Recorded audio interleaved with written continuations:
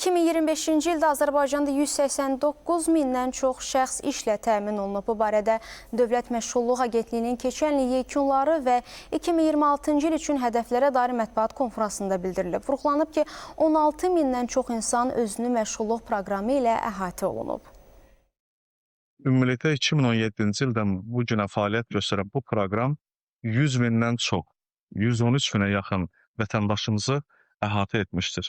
Ümumilikdə proqram çərçivəsində vətəndaşlarımıza 32 biznes ideyası, biznes istiqaməti üzrə zərflər təklif edilməkdədir.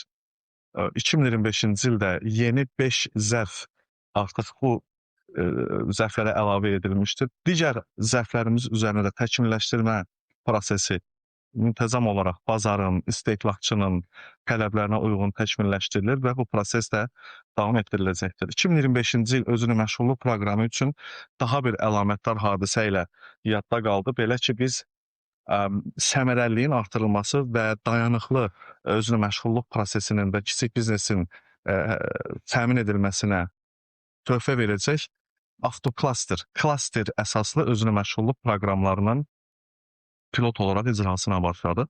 Biz bunun 2026-cı ildə də əhatə dairəsini genişləndirəcəyik. Özünü məşğulluq proqramı eyni zamanda Dünya Bankı ilə bərabər həyata keçirilən məşğulluğa dəstək layihəsi çərçivəsində həyata keçirilir.